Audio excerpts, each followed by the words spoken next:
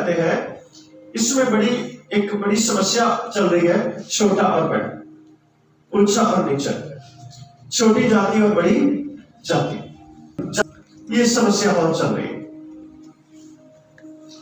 एक छोटी सी घटना आपको मैं बताता हूं कि एक बहुत ही अमीर व्यक्ति था जो अरबों और खरबों का मालिक था, और उसने एक योजना बनाई कि एक दरिया के पार बहुत बड़ी जमीन है और वहां पर मैं अपनी फैक्ट्री को लगाऊंगा और वहां पर पीने के लिए पानी फिल्टर होगा और लोग पिएंगे। सब कुछ पास हो गया और वो वहां पर पहुंच गया। अब देख रहा कि दरिया का बहाव बहुत तेज है और दरिया बहुत चौड़ाई में है। अब भैया महंगी कार तो पार उतर नहीं सकती।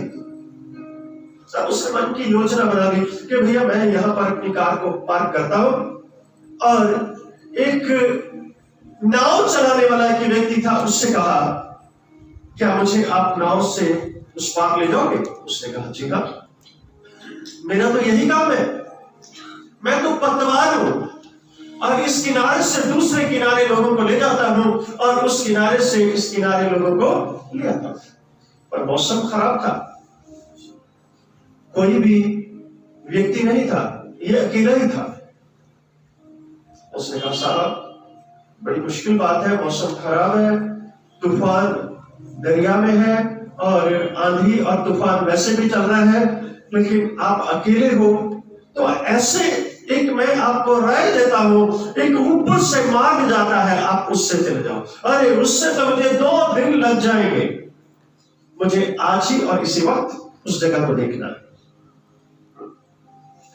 क्योंकि वहां पर मैं एक बड़ी फैक्ट्री बनाने वाला हूं, वहां पर फिल्टर वाटर होगा और लोग पिएंगे और बीमारियों से बचेंगे।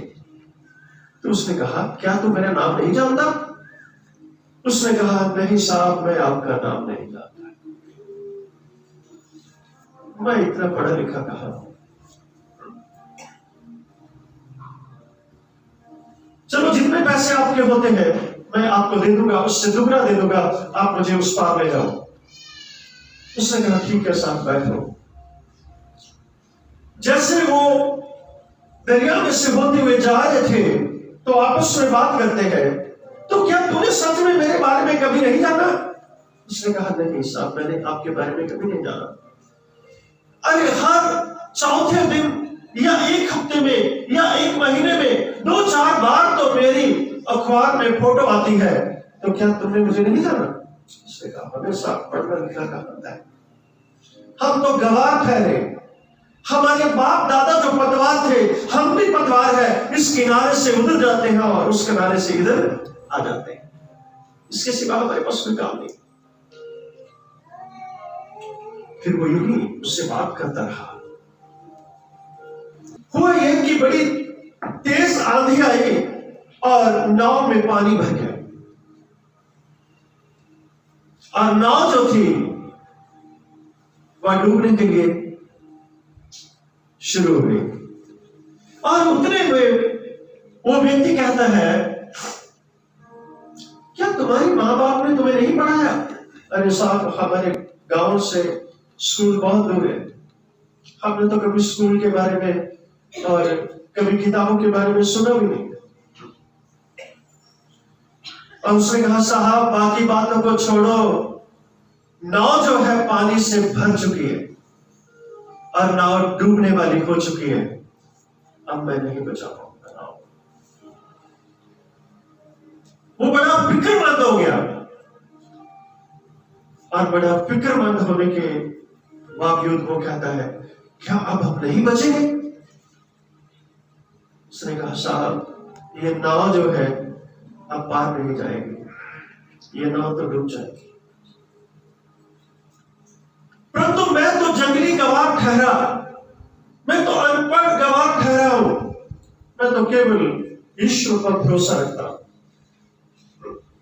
घबराओ मत, मुझे तैरना आता है। क्या साहब आपको तैरना नहीं आता? उसने कहा नहीं, मुझे तैरना नहीं आता।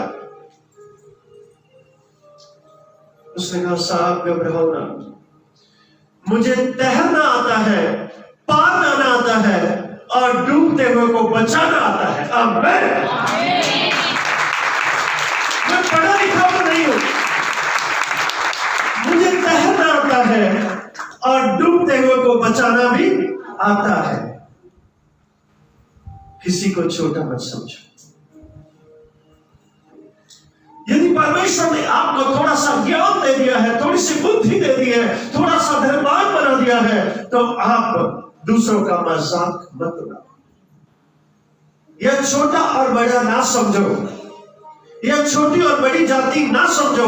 परमेश्वर ने मनुष्य को अपने ही स्वरूप के ऊपर तो बनाया है। आमीन। और नारी को तो उसने मनुष्य के अंदर से ही निकाल कर बनाया है। आमीन। और तो एक ही समय, क्या गोरा और क्या काला, क्या ऊंचा और क्या नीचा, वह सब तो उसी की करुणा से बने हुए हैं। आमीन।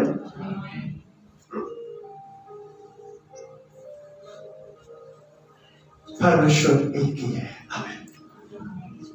एक ही परमेश्वर ने सब कुछ बनाया है। आमीन। और आप उसके उपासक हो। आमीन। आमीन। आप अपने आप को कभी भी छोटा नहीं समझना, क्योंकि आपको गुणों से भरा हुआ है परमेश्वर ने। आमीन।